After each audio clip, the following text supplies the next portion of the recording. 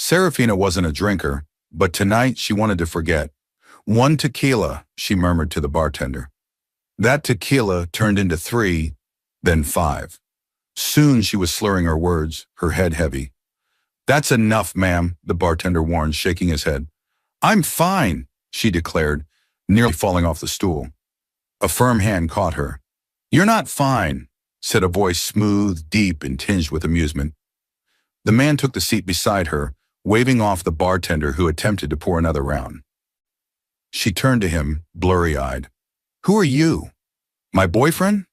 "No, but I could be," he said, flashing a lopsided grin. Seraphina scoffed. "You're ridiculous." "Maybe," he said, "but you shouldn't be here alone like this. Not in this state." She tried to stand and failed again. He caught her a second time. "Come on, let me take you home, or somewhere safe. I have no friends here, nowhere to go." "Then you'll come to mine," the man said gently. To her own shock, Seraphina nodded. Maybe it was the tequila, maybe it was the pain, but she followed him. He helped her into a sleek black Range Rover parked outside. The ride was quiet, filled with soft jazz. Her head rested against the window, her tears long dried. She didn't even ask his name. When they arrived at a penthouse overlooking the 5 Cowries Creek, he guided her inside a beautiful open space of glass walls, soft lights, and polished floors. "Here, lie down. You need to sleep this off," he said. But she looked at him, her eyes suddenly steady. "I don't want to sleep." He paused. "What do you want?" "I want you," she whispered. "Are you sure?" She nodded. "I can't explain it, but yes." And that was the night Seraphina Idu gave herself to a stranger she barely knew. He made love to her not violently, not carelessly, but with a depth she hadn't expected. Even through the haze of alcohol, she knew she had crossed a line she never thought she would. The next morning she woke up in silk sheets alone. No note, no name, just emptiness and regrets. One early morning she sat on the edge of her bathtub in her best friend's home, a crisp white pregnancy test trembling in her hand. Clara Adebayo had always been the wild spirit between them. She was the chaos to Seraphina's calm. A self-proclaimed boss babe, Clara had inherited a 2-bedroom house in Victoria Garden City from her late grandfather and insisted that Seraphina move in after the incident with Raymond. Now Clara stood at the door, arms folded, her Ankara bonnet slightly tilted. "Talk to me. You've been in there too long." Silence. Clara pushed the door open, and when she saw Seraphina's face, her expression softened. "Oh my God. No. Wait, is that a positive?" Seraphina didn't answer. She didn't need to. Clara rushed to kneel in front of her friend. Hey, breathe. We'll figure this out." Tears streamed down Seraphina's face. "I don't even know who the father is." "You know who, babe. You just don't know his name," Clara said gently. "I don't even remember his face clearly." "I was drunk. I was so stupid," Seraphina whispered, voice cracking. "I can't tell my parents. They'll die of shame." Her parents, Mr. and Mrs. Idu, were respected figures in their church. Her father was a retired colonel turned business consultant, and her mother ran an elite finishing school for girls. Seraphina had been raised to embody poise, dignity, and restraint. Now she was pregnant by a man she didn't even know.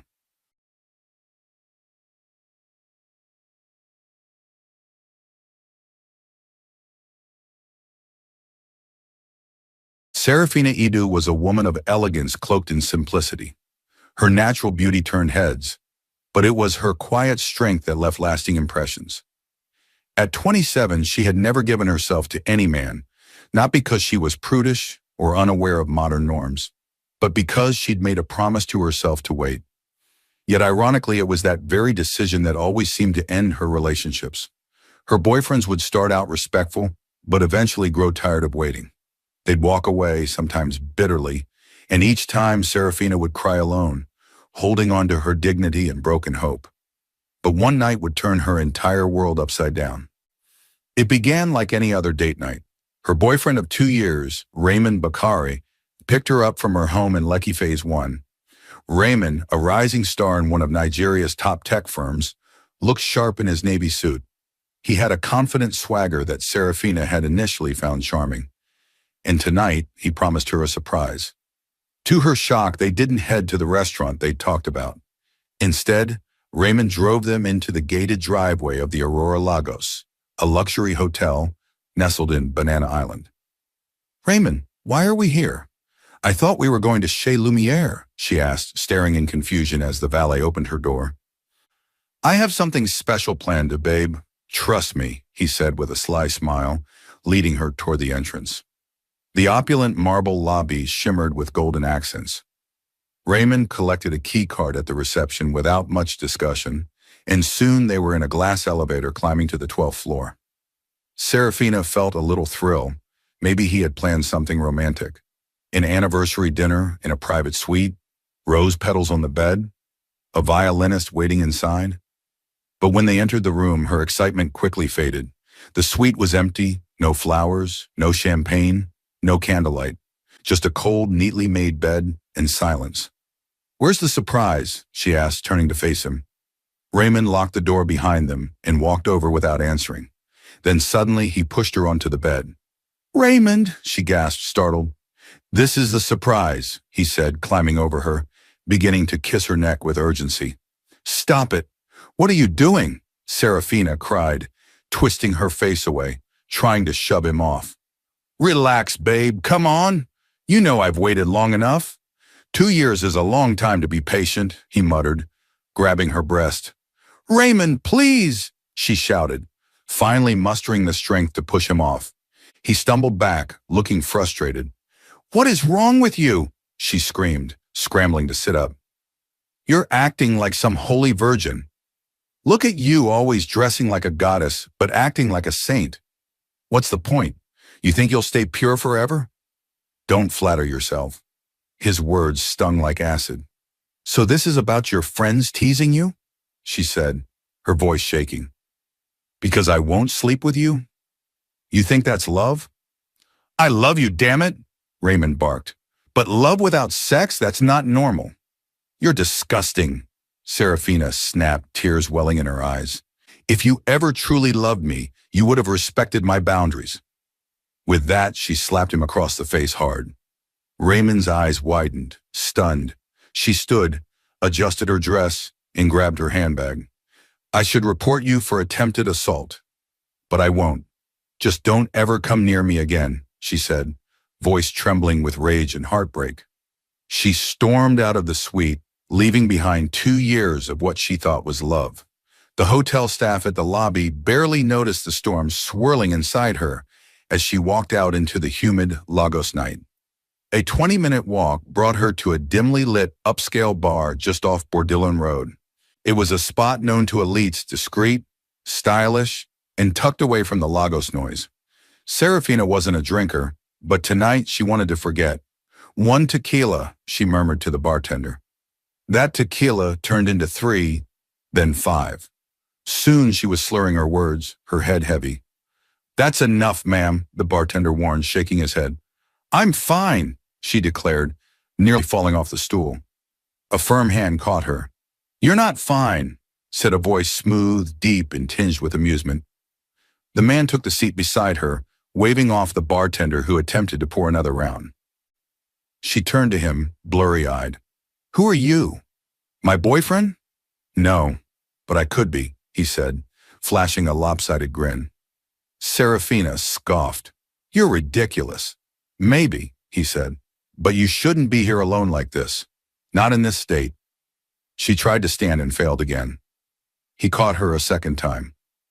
"Come on, let me take you home, or somewhere safe. I have no friends here, nowhere to go."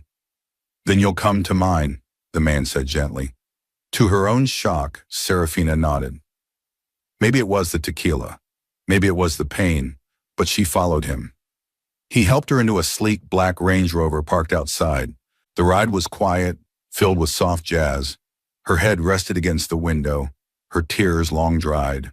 She didn't even ask his name. When they arrived at a penthouse overlooking the 5 Cowries Creek, He guided her inside a beautiful open space of glass walls, soft lights, and polished floors. "Here, lie down.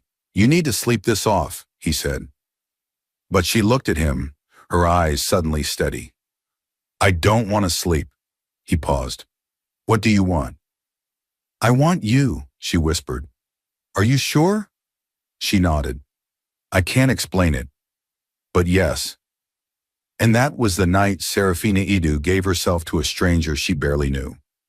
He made love to her not violently, not carelessly, but with a depth she hadn't expected. Even through the haze of alcohol, she knew she had crossed a line she never thought she would. The next morning, she woke up in silk sheets alone. No note, no name, just emptiness and regret. Who was he? She didn't even know. And yet, inside her, life had already begun. 8 weeks had passed since the night that broke Seraphina's principles into pieces. The ache had dulled, but the shame lingered like perfume on a forgotten scarf. She never spoke of it, never went back to that bar, never tried to search for the man who disappeared from her life before dawn. What could she even search for? She didn't know his name, couldn't recall his face clearly, only that his hands had been warm and his eyes kind, though they haunted her now. By the time she missed her period, Seraphina chalked it up to stress. But when she skipped another, the truth began to claw at her chest like fire ants. One early morning, she sat on the edge of her bathtub in her best friend's home, a crisp white pregnancy test trembling in her hand. Clara Adebayo had always been the wild spirit between them. She was the chaos to Seraphina's calm. A self-proclaimed boss babe, Clara had inherited a 2-bedroom house in Victoria Garden City from her late grandfather and insisted that Seraphina move in after the incident with Raymond. Now Clara stood at the door, arms folded, her Ankara bonnet slightly tilted. "Talk to me. You've been in there too long." Silence. Clara pushed the door open, and when she saw Seraphina's face, her expression softened. "Oh my God. No. Wait. Is that a positive?" Seraphina didn't answer. She didn't need to. Clara rushed to kneel in front of her friend. Hey, breathe. We'll figure this out." Tears streamed down Seraphina's face. "I don't even know who the father is." "You know who, babe. You just don't know his name," Clara said gently. "I don't even remember his face clearly." "I was drunk. I was so stupid," Seraphina whispered, voice cracking. "I can't tell my parents. They'll die of shame." Her parents, Mr. and Mrs. Idu, were respected figures in their church. Her father was a retired colonel turned business consultant, and her mother ran an elite finishing school for girls. Seraphina had been raised to embody poise, dignity, and restraint. Now she was pregnant by a man she didn't even know. Clara squeezed her hand. "You'll tell them eventually. For now, we focus on you and the baby. This baby is already yours, no one else's." Seraphina nodded slowly. Her eyes were swollen, but there was a flicker of resolve inside her. 3 months later, the resolve had become survival. Seraphina resigned from her job as a hostess at a luxury restaurant in Ikoyi once the pregnancy became harder to hide. She took on freelance virtual work branding, social media strategy, anything that paid enough to cover vitamins, appointments, and groceries. She avoided the outside world, the whispers from old friends, the judgment in her parents' eyes if she dared to return home. Clara, ever the warrior, took on the world in her stead. "You're doing the best you can, Sarah," Clara said one morning as she buttered yam slices in the kitchen. "Don't ever let guilt bury your joy." Seraphina smiled faintly, rubbing her swollen belly. "Joy isn't the word I'd use just yet." "Well, this baby is already royalty in my eyes. So please, madam, fix your crown," Clara teased. "I wish I could remember anything useful about him." "The father," Seraphina murmured, her voice laced with quiet desperation. "You mean aside from the fact that he had an apartment nicer than any Nollywood villain and abs sculpted by God himself?" Clara joked. Seraphina rolled her eyes but let out a soft laugh. "I barely remember. It's a blur. I know there was jazz music in the car, and I remember his hands. He touched me like I was fragile glass." Girl, the next time someone tells you jazz music is classy, just know pregnancy might follow, Clara quipped, slicing avocado with mock precision. Seraphina chuckled, but as the laughter faded, so did the moment of ease. The truth still remained. She didn't know the man who fathered her child, and the possibility of him finding out one day, or never finding out at all, lingered like a shadow behind every closed door.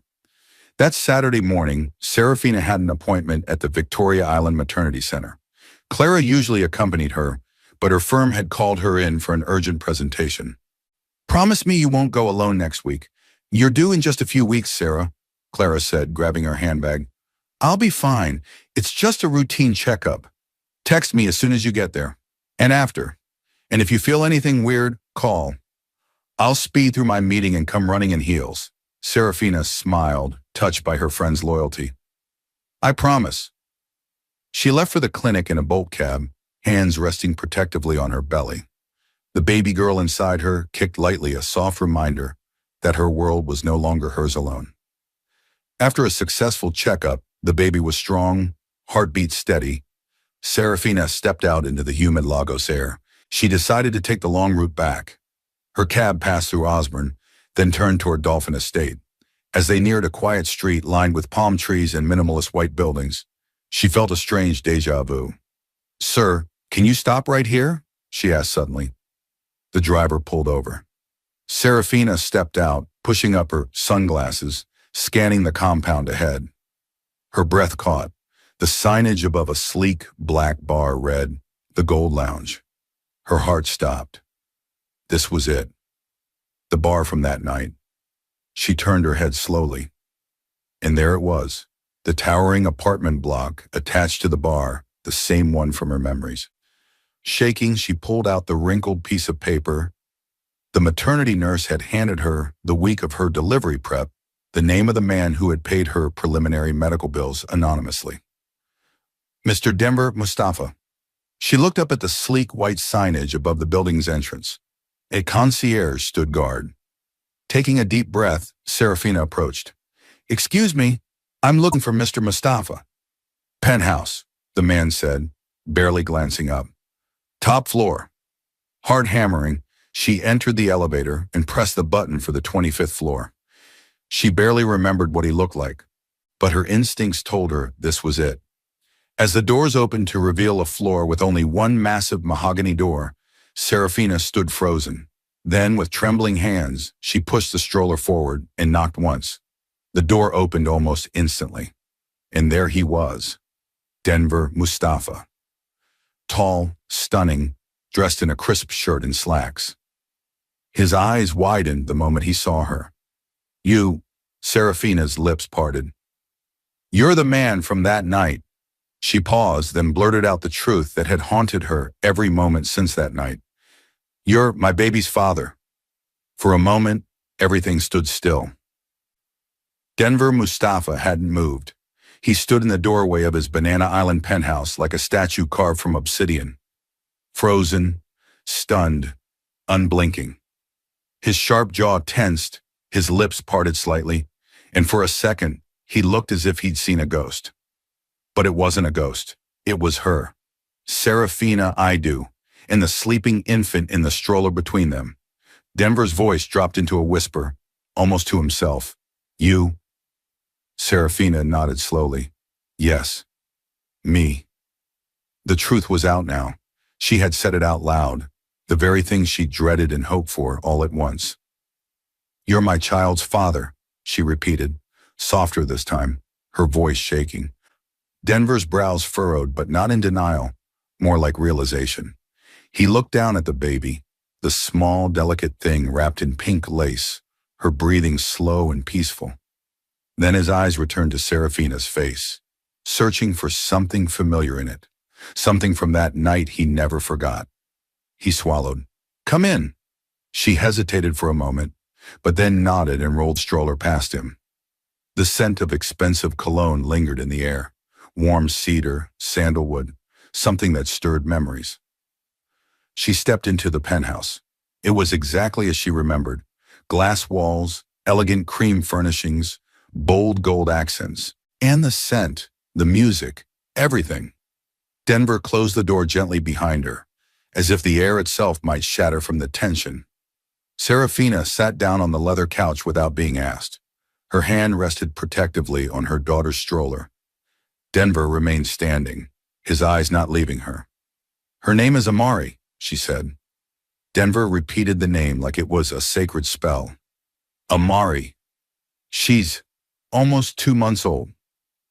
He nodded slowly, then walked to a nearby bar cart and poured himself a glass of water.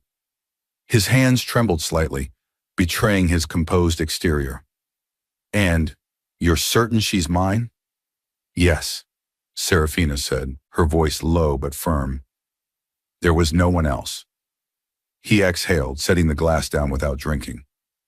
"I didn't know. That night, I left before dawn. I had to, an emergency. A private jet came for me before sunrise." Seraphina's gaze sharpened. "So you just disappeared?"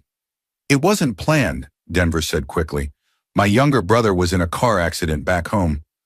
I didn't even have time to write a note." "Back home?" she echoed. He paused. "I'm originally from Morocco, but I've lived in Lagos for over a decade. I manage the African arm of my family's conglomerate. That would explain the wealth," she thought. "The custom car, the private bar, the penthouse." Denver walked slowly toward the stroller. "Can I see her?" Seraphina gave a small nod. He knelt and gently peeled back the edge of the baby blanket. Amari's tiny face scrunched slightly, but remained asleep. Denver stared at her for a long time, his breath catching in his throat, his eyes softening. "She's perfect," he whispered.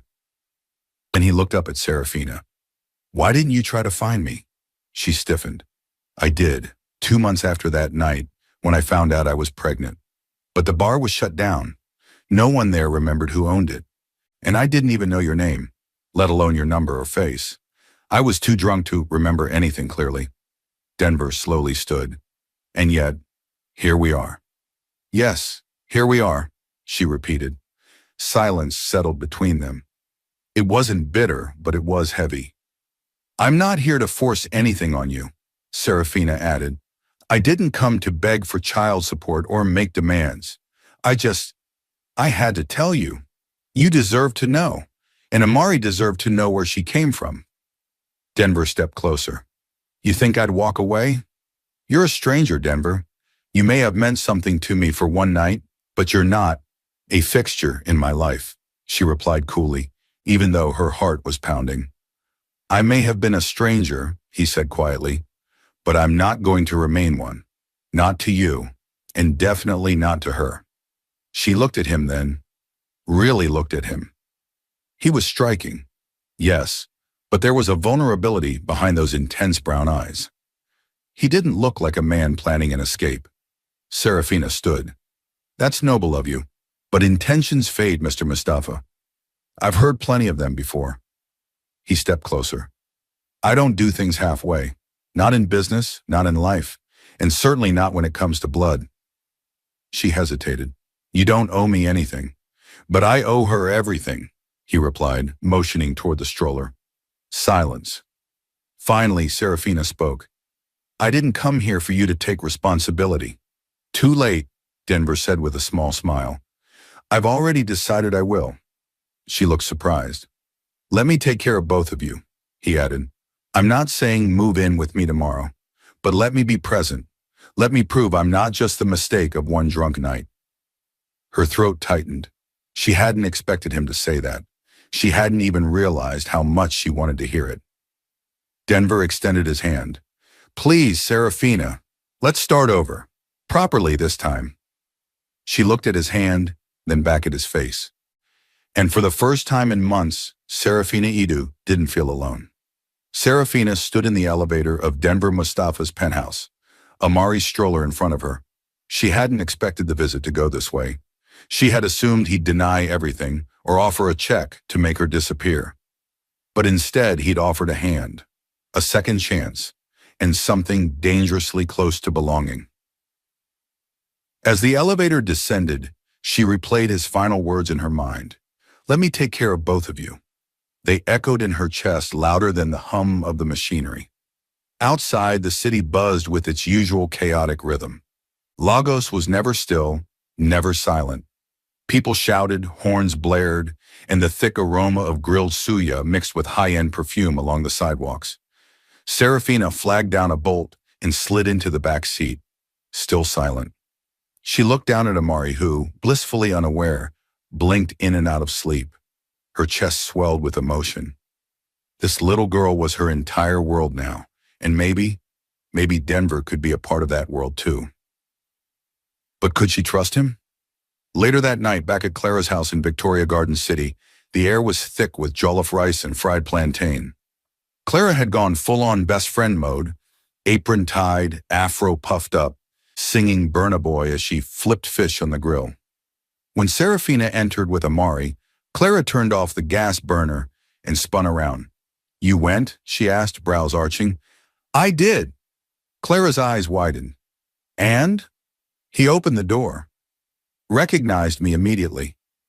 He knew something was different. "Of course he did. You look like you walked out of a James Bond film with a stroller," Clara said, snorting. Seraphina chuckled, then turned serious. "Clara, he didn't run. He didn't argue. He didn't even deny it." Clara's jaw dropped slightly. "Wait, so he admitted it?"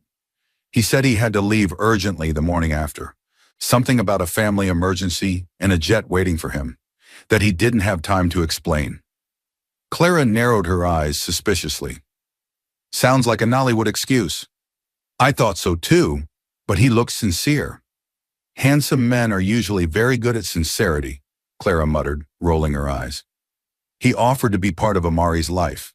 Said he wanted to start over, from scratch." Clara blinked. "Wait, like, be in the baby's life? As in, he asked to take care of us both." Clara stared, stunned. "Did he hit his head? Is he high? What man just says that after one meeting?" "A man who knows what's right," Seraphina replied, not fully believing it herself. They fell into silence, the crackle of hot oil in the pan filling the air. "Do you believe him?" Clara asked finally. "I don't know," Seraphina said softly, "but part of me wants to." The following week, Seraphina began to notice the shift. Denver called every day, not to intrude, but to check on them. He didn't pressure, didn't send unwanted gifts or make grand gestures. Instead, he sent things Amari actually needed: diapers, formula, a sleek baby rocker, all delivered quietly and respectfully. "Tell her I'm not trying to impress," he said over the phone one evening. "I just want to help where I can." Seraphina appreciated the consistency more than he knew. After years of empty promises from men who claimed to love her, Denver's quiet presence began to matter. Still, she held back. She couldn't afford to let herself fall again, not just for her sake, but for Amari's. On a warm Sunday afternoon, Denver texted to ask if they could meet at Victoria Island's Harbor View Cafe, a calm, breezy place overlooking the ocean. She almost said no, but something in her gut told her to go. She arrived wearing a long peach sundress with soft sandals, Amari bundled in her arms. Denver was already seated on the patio, dressed down in a navy linen shirt and cream trousers, sunglasses on the table. His face lit up the moment he saw them. "You came," he said, standing quickly. "I said I would," she replied. He took Amari gently, expertly supporting her head. "Hi, little one," he murmured, a faint smile on his lips. Seraphina sat down, watching as he cradled the baby with an ease that surprised her. "Where did you learn to hold a baby like that?" "I have nieces, 4 of them, my sister's kids. I'm their favorite uncle." "That's because you probably spoil them," she said with a smirk. He chuckled. "Guilty." They ordered light food and smoothies. The conversation flowed easier than expected. Topics ranged from work to music, to how Seraphina once tried to cook ogbono soup and nearly set Clara's kitchen on fire. Denver laughed hard. "You, the graceful Seraphina Idu, started a kitchen fire?" "I never said I was graceful. You just assumed." "I assumed nothing. I remember how you moved that night, he said, his voice dipping slightly. She looked away, suddenly flustered. Denver noticed. I didn't mean to make you uncomfortable. No, it's okay, she said. It's just strange. We started backwards. He nodded. Yeah, most couples date, fall in love, get married, then have a child. We went the scenic route. Seraphina gave a tight smile. I don't even know your middle name. Amari, he said, eyes twinkling. My middle name is Amari. She blinked in shock. You're joking. Denver leaned forward. No joke. Full name, Denver Amari Mustafa. Her mouth opened, then closed. I named her after you, and I didn't even know it. A long pause followed. Maybe, Denver said slowly, that's the universe trying to tell us something. Seraphina couldn't respond. He reached across the table and gently brushed his knuckles against hers. Let me be her father. Fully, officially, presently. Not just in title. Seraphina looked into his eyes. There was no bravado, no seduction, just quiet sincerity. I'll think about it, she said finally. That's all I ask. The days began to stretch into something resembling peace. For the first time since her world changed, Seraphina found herself exhaling without guilt clinging to her lungs. Denver didn't push, he didn't hover. Instead, he carved space for himself in her life slowly, deliberately, like sunlight sneaking past closed curtains. Every day brought something new. One morning it was a surprise courier delivering a handcrafted crib, wrapped in satin bows, with a note. For the princess who carries my name, DM. Another day it was a short call just to ask how she slept. Not once did he mention what had happened that night months ago. Not once did he remind her of her vulnerability. It was as if he had erased the man she had known for one night and replaced him with one who could be trusted. Clara, of course, remained unconvinced. So what's the deal? She asked one evening, walking into the living room in oversized silk pajamas, her hands holding a bowl of ice cream. Is he your baby daddy or your future? Seraphina sighed, laying Amari in the rocker. I don't know yet. Clara raised an eyebrow. That man's loaded, owns property in Banana Island, has manners, looks like he came out of a GQ fashion spread, and he wants to be a present father. Girl, you better stop blinking and claim that. Seraphina laughed softly. It's not that simple. It's only complicated because you're scared. I'm not scared, Seraphina said, but her voice cracked. Okay, maybe I am. He's not like the others. And that's terrifying. Nay, exactly. It's called a healthy man. We're not used to them, Clara said dramatically, placing a hand over her heart. The next day, Seraphina stood outside a marble office complex in Ikoyi, home to Mustafa Holdings Denver's financial empire. She had agreed to meet him for lunch. As much as she wanted to deny it, she was curious about the man behind the soft-spoken charm. A tall receptionist greeted her politely as she stepped inside, the scent of lavender diffusers floating through the air. Good afternoon, ma'am. You must be Miss Idu. Mr. Mustafa is expecting you. Please, this way. The walk through the corridors felt surreal, clean white tiles, soft leather chairs, quiet whispers of efficient employees. Then they stopped before a heavy, frosted glass door. The receptionist knocked once, opened it, and Seraphina stepped inside. Denver was at his desk, sleeves rolled up, tie loosened, peering over a digital dashboard. He looked up immediately. You're here, he said, standing. Amari's with Clara, she replied. Didn't think a boardroom would be baby-friendly. Denver chuckled. That's probably true, although I wouldn't have minded. He walked over and kissed her cheek gently, a gesture so natural it startled her. He motioned for her to sit, then reached under his desk to grab a takeout bag. From Coco by Ebby. Best grilled seafood in Lagos. She raised her brows, impressed. You bribed me with prawns? And plantain. Don't forget the plantain. They laughed. Lunch passed in easy conversation. Denver shared stories of how he took over his father's real estate business in Morocco at just 24, how he expanded into tech investments, and how Lagos became his home after a failed engagement that left him shattered. Seraphina listened, absorbing every word. He wasn't just wealthy, he was focused, driven, and deeply human beneath the steel frame. "And you?" he asked after a pause. "What did you want to be before all of this?" She stirred her drink. "I was a hospitality manager at Maison Soleil, the upscale one in Lekki. I loved it, but I quit after I got pregnant. Couldn't hide it anymore." Denver looked at her thoughtfully. "Would you go back?" "Maybe. I don't know. Everything feels different now." He leaned forward. "What if I told you I was opening a boutique hotel in Victoria Island, and I need someone exactly like you to manage guest relations?" Her eyes widened. "Are you offering me a job?" "I'm offering you a way back to yourself," he said gently.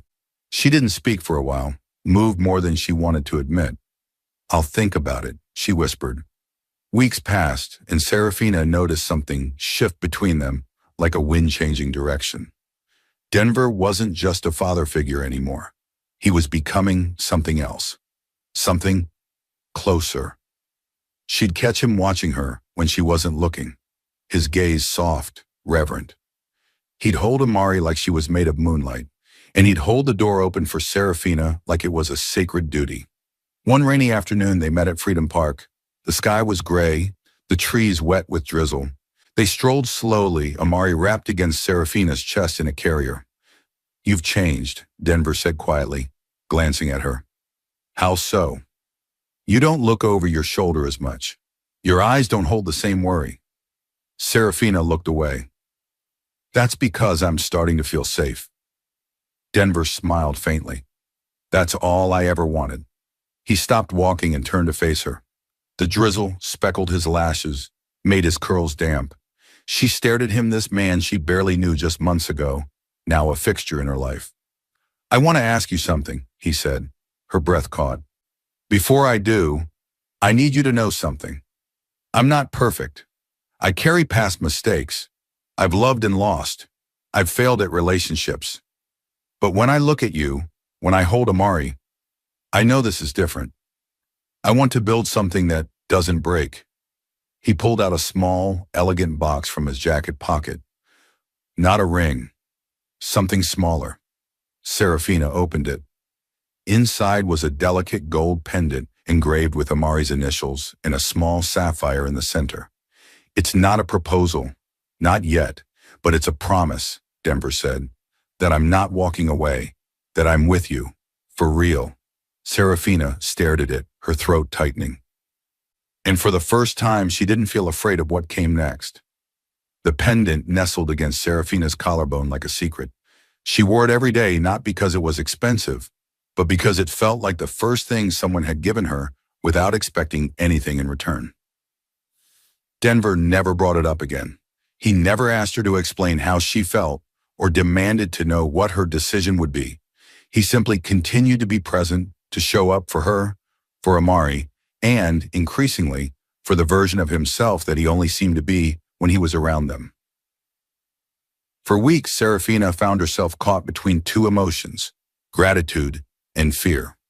Gratitude that she didn't have to raise her daughter alone. Fear that this peaceful chapter might still end in heartbreak. But even fear couldn't stop her heart from softening. One Saturday morning, Denver sent a message. "Clear your afternoon. I want to show you something." No details, just coordinates. Clara raised a brow when Seraphina showed her the text. "You sure you're not getting kidnapped?" she joked, sipping her mango smoothie. "If I am, at least I'll go in a maxi dress and sandals," Seraphina replied, adjusting her head wrap. She packed a small diaper bag, slipped Amari into her sling, and ordered a Bolt. The location Denver sent turned out to be a private dock near Bonnie Cam.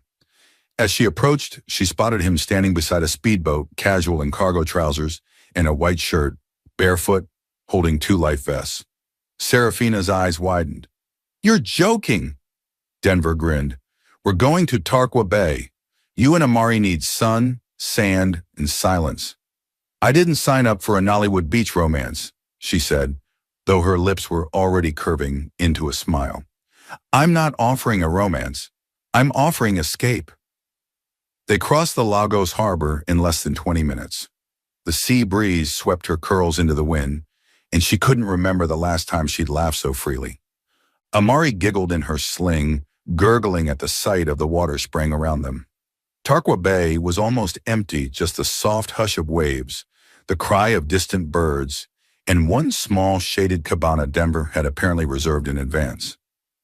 They settled under the cabana, Seraphina laying Amari down on a blanket, while Denver opened a picnic basket packed with jollof rice, grilled chicken, and chilled sobo. "You planned all this?" she asked, surprised. "I planned everything," he said, "even falling for you." She blinked. Her heart thudded against her ribs. "I'm not asking for anything in return," he said quickly, sensing her tension. "I just want you to know that it's happening, whether or not you want it to."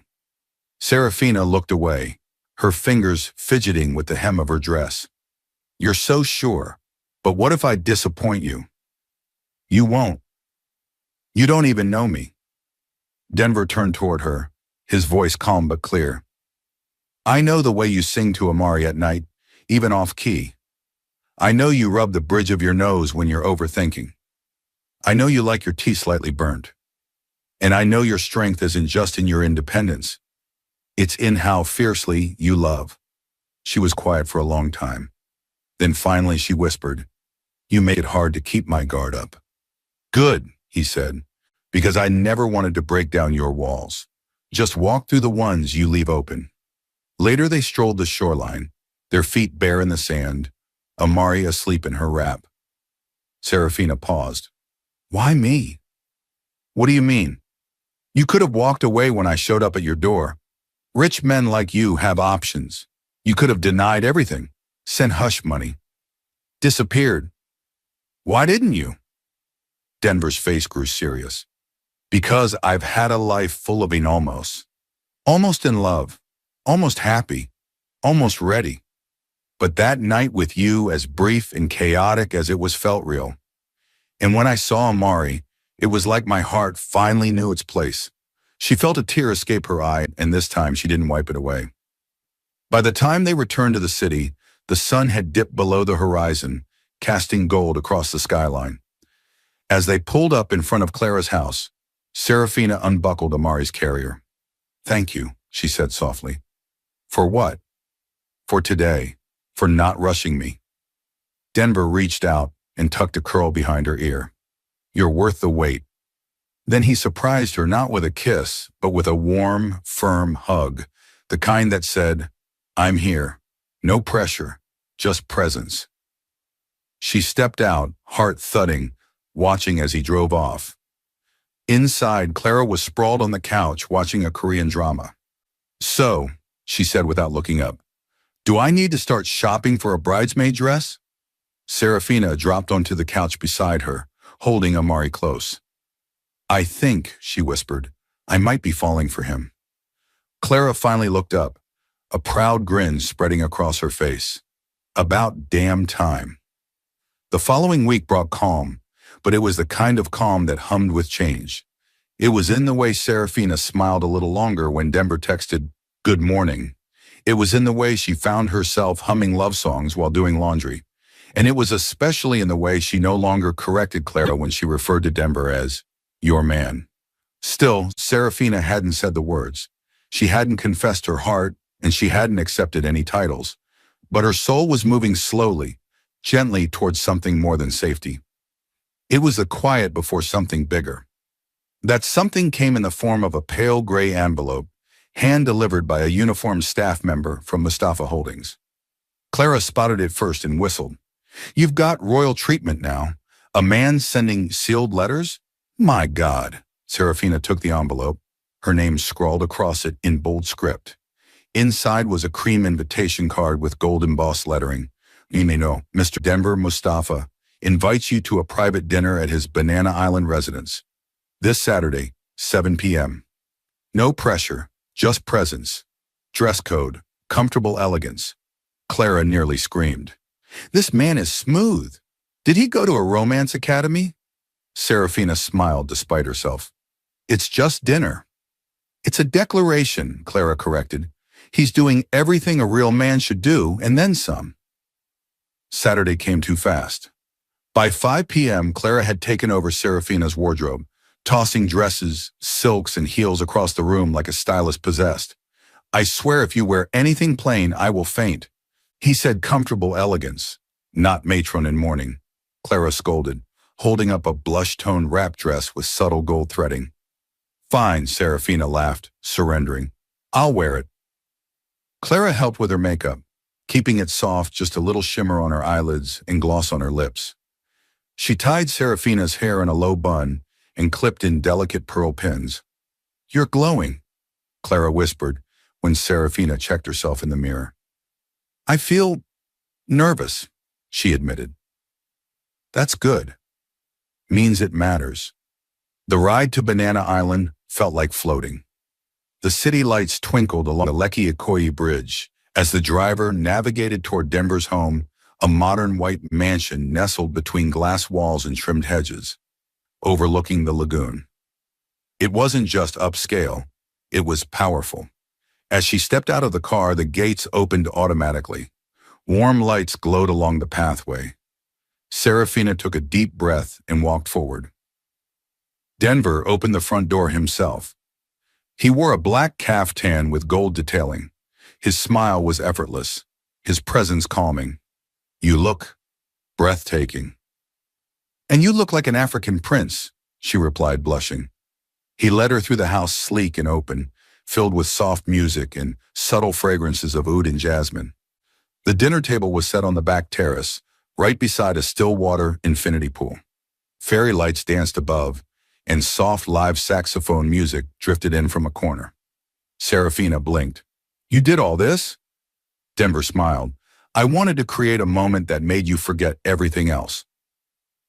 They sat. A chef brought out steaming plates, grilled tiger prawns, coconut rice, peppered snail, and sautéed vegetables. Dessert waited under glass domes, caramel puff-puffs with whipped zobo cream. Over dinner they laughed, talked about their childhoods. Denver shared stories about his late uncle, who taught him chess, and his grandmother, who used to fry a car for the neighborhood kids every Sunday. Seraphina found herself opening up too about her school days. Her time as a hospitality intern, the heartbreak of her parents turning cold after her pregnancy. "I thought I'd ruined everything," she said, "but Amari made it all worth it." Denver reached for her hand across the table. "She's the best part of us, and I want more than just to be in her life. I want to build one with you." Seraphina looked down at their entwined fingers. "This feels surreal." "It's real," he said softly but surely. Then he stood and reached into his pocket. Seraphina's heart leapt, but he didn't pull out a ring. Instead, he held out a folded letter. "What's this?" "A truth I haven't told you yet. Something I want you to hear from me before someone else says it." Seraphina took the letter and opened it. It was an article printout. "Monarch's son, Denver Mustafa, secretly running family conglomerate in Nigeria." She froze. Denver continued, "My father is the Sultan of Marash, a private kingdom near Tangier. I'm technically a prince." Seraphina stared at him. "I walked away from all that 5 years ago, came to Lagos, started over. My family knows about you now, about Amari, and they're adjusting. So, everything about you is even more complicated than I thought," she said, her voice small. Denver nodded. "Which is why I'm telling you now. If you want to walk away, I won't stop you. I'll still be Amari's father. But I had to tell you everything. You deserve the truth." Seraphina didn't speak. The night air felt heavier now, as if the lights above them dimmed with tension. After a long pause, she looked up at him. "You're not the only one with a secret." Denver raised a brow. "I overheard something weeks ago at your place. Your sister was asking you if you married me because I reminded you of someone else, a woman named Ari." Denver's jaw tightened. "You heard that?" "I left before you answered." Silence stretched between them again. "I won't lie to you," Denver said. "You do look like Ari. She was important to me once. But she's my past. You are everything my present has been missing. I didn't marry you because you look like someone else. I fell for you because you made me want to stop searching. Seraphina's breath caught. I see you, Seraphina. The woman you are, the mother you've become, and the home I never knew I needed. Tears welled in her eyes, but this time they were gentle. She didn't say a word. Instead, she stood up, walked around the table and wrapped her arms around him. Then let's stop running from it, she whispered. Denver hugged her tightly. And in that moment, in the warm embrace of truth, vulnerability, and newfound peace, they both understood that something beautiful had already begun. It had been nearly a year since Seraphina Idu last stood before her father's gate in Ikoyi. The red brick duplex she once called home rose quietly before her. Its well-manicured hedges looked the same. So did the pale wooden door, the brass lion knocker she used to tap after secondary school, and the wind chimes her mother insisted on hanging from the balcony. Everything looked untouched except her. She was different now, a mother, a woman who had faced shame, judgment, loneliness, and still carried herself like a queen. In her arms, Amari slept, her tiny fist curled near her chin, and beside her stood Denver Mustafa, tall, calm, dressed in a white senator-style tunic and brown loafers. You don't have to do this, he said gently. I do, Seraphina replied, swallowing the knot in her throat. They deserve to know the truth, and Amari deserves to meet her grandparents properly. Denver nodded and followed her to the gate. She rang the bell. A housemaid opened the door. Her eyes widened slightly before she quickly stepped aside. Good afternoon, Ma. Sir, Madam Mary is in the parlor. Seraphina stepped in slowly, her feet almost uncertain on the marble floor she once tiptoed across every Sunday morning. She saw her mother first sitting in a high-backed chair, glasses perched low on her nose, reading a copy of This Day Style. Her father sat nearby, scrolling through his phone, and her older brother, Bayo, leaned against the dining table with a bottle of water in hand. All heads turned at once. Silence. Then Mary Idu stood, eyes fixed on her daughter, and her hand slowly covered her mouth. Seraphina, her mother whispered. Seraphina stepped forward and bowed her head slightly. Good afternoon, Mom, Daddy. Bayo. Is that? Her father began, rising slowly. Yes, Seraphina said, softly, shifting Amari in her arms. This is my daughter. Her name is Amari Idu Mustafa. Mary's eyes filled with tears as she stepped forward cautiously. Can I hold her? Seraphina hesitated, then nodded and carefully transferred the baby into her mother's arms. Mary held Amari like a fragile porcelain doll, tears streaming down her cheeks. She's beautiful, Mary whispered. She has your eyes, and your father's brows. Alexander Idu walked closer, looking down at his granddaughter. He said nothing for a moment, then cleared his throat. Where have you been all this while? Seraphina straightened her back. With Clara Adebayo. She took me in when you sent me away. Her father's face tightened with regret. We didn't mean for it to go that far. You did, she said, voice steady. You told me not to come back without a husband, but now I've brought her father. She stepped aside slightly, gesturing to Denver, who nodded in greeting. Good afternoon, sir. Ma, Denver said respectfully. My name is Denver Mustafa. I'm Amari's father. I take full responsibility for everything. Alexander looked him over. And who are you? What do you do? I own and manage several properties across Lagos. I also run the Nigerian arm of Mustafa Holdings, a family investment and real estate company. Bayo's eyes widened. Wait, Mustafa Holdings? You're that Denver Mustafa? Denver gave a half smile. I am. Mary looked at her daughter. Why didn't you tell us sooner? Because I didn't want to come back for your approval, Seraphina said quietly. I wanted to come back when I knew I was strong enough to face you with or without it. Alexander sat down slowly, rubbing his temples.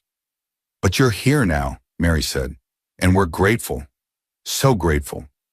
The moment cracked. Mary hugged Seraphina suddenly, baby still in her arms. I'm sorry, Sarah. We should have never abandoned you. Seraphina's tears fell freely. I missed you, Mum. Alexander cleared his throat again. may have been wrong, but we were scared, ashamed. I understand, Seraphina said, but I didn't need punishment. I needed support. Alexander nodded slowly. You're right. Then he turned to Denver. And you, what do you plan to do for my daughter? Denver stepped forward. Sir, I love Seraphina, and I love our daughter. I plan to marry her, properly, with your blessing. Everyone in the room paused. Seraphina turned sharply toward him. Denver. He met her gaze. I told you I wasn't playing games. Alexander blinked. Marry her? Yes, sir. I want to do this the right way. Not for appearances, but because I can't imagine my life without her. Mary smiled, wiping her eyes. You're serious. I am. Alexander looked at his daughter, then back at the man beside her. Well, if she says yes, then so do I. Bayo grinned and slapped Denver on the back. Welcome to the family, brother. Later that evening, back in their car, Seraphina sat quietly, Amari dozing off in her car seat beside her. Denver reached for her hand. I didn't mean to ambush you. You didn't, she whispered. You just surprised me. So was that a yes? He asked, smirking. I haven't answered yet.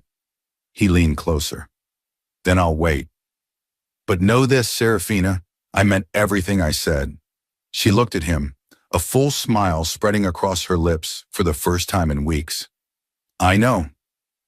Seraphina never thought she'd be planning a wedding while breastfeeding, but life had a funny way of compressing chaos into beauty. The proposal hadn't been dramatic. No kneeling on red petals, no golden spotlight. Just honesty, intention. A man who'd shown up day after day until her fears gave way to trust. So, 3 weeks after that heartfelt visit to her parents, the planning began with both the Idus and the Mustafas getting involved. And that's when things got intense. Her mother wanted lace. His mother wanted gold. Clara wanted fireworks. And Denver wanted only one thing. To marry you, he said calmly, as the chaos swirled around him. They settled for an intimate garden wedding at Euphoria Estate, one of Denver's private properties in Ikoyi. High hedges, soft jazz, floral arches, elegance in every corner. Clara took over coordination with military precision, and by the end of the second week, it was clear the bride didn't need to lift a finger. Still, Seraphina couldn't help but reflect as she rocked Amari to sleep at midnight. A part of her still wondered, how did I get here? She had once cried alone in Clara's guest room, uncertain if she'd ever find stability, dignity, love. And now that love was becoming her reality. The day of the wedding arrived like a quiet miracle. The sun rose soft over the city, scattering gold across the lagoon. Seraphina stood before the mirror in her bridal suite at Euphoria Estate, wearing a simple off-shoulder silk gown that hugged her like a second skin.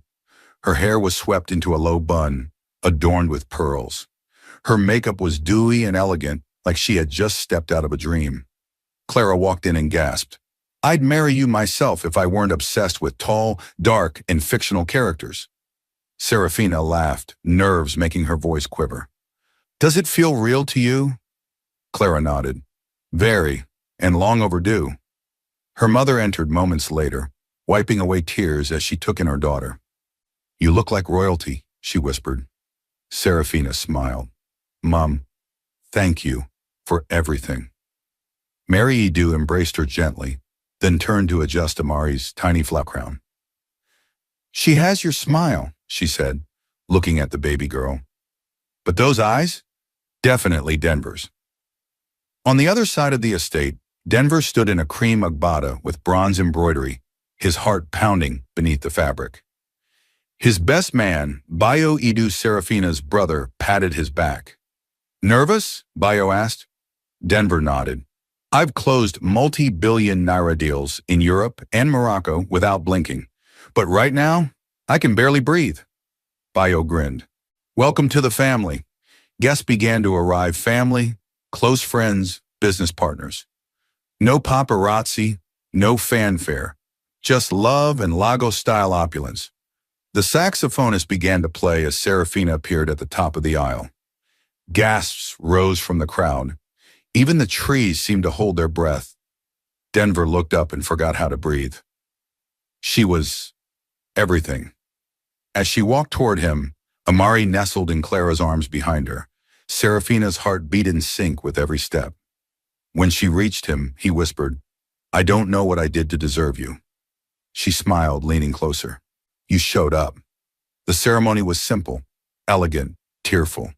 When the officiant asked, "Do you, Denver Mustafa, take Seraphina Idu as your wife?"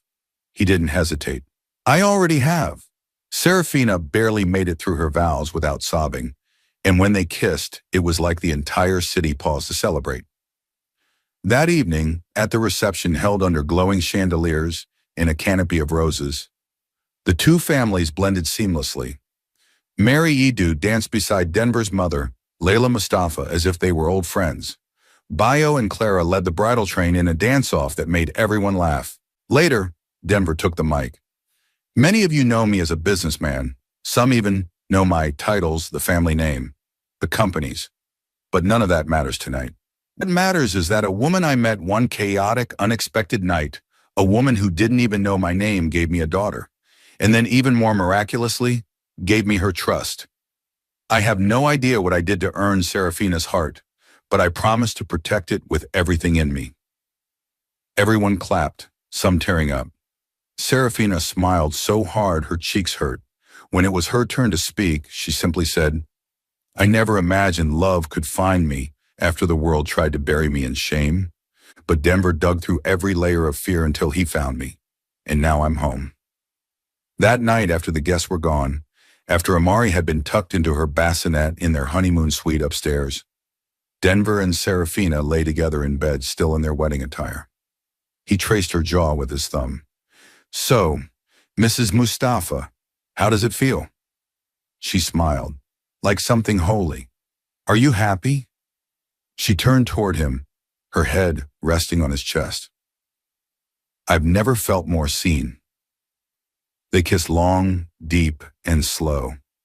And as the night wrapped around them, like silk, Seraphina knew. This was not the end of her story. This was the beginning of forever.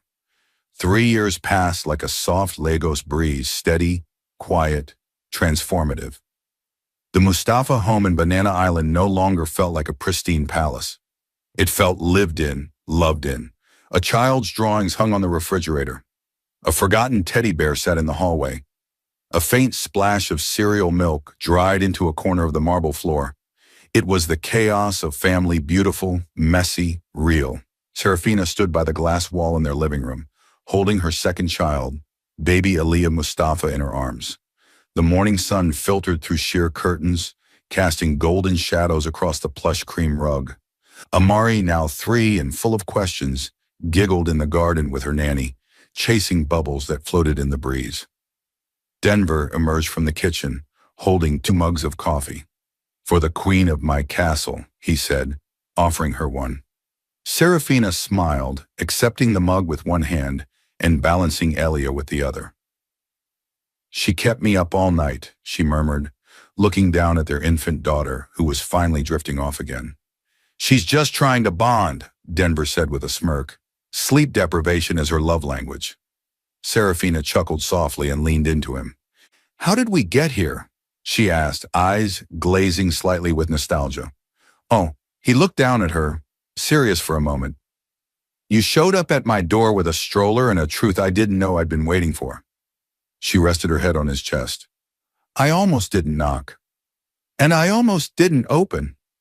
They stood in silence for a moment, listening to Amari squeal in the garden, watching their second daughter twitch in her sleep, remembering the many almosts that could have stopped everything. Life had settled into rhythm. Denver still ran Mustafa Holdings, but now he did it from a sleek home office so he could spend more time with the girls. Seraphina had launched her own luxury boutique hospitality consultancy, her first project being the revamp of Euphoria State, where they had wed.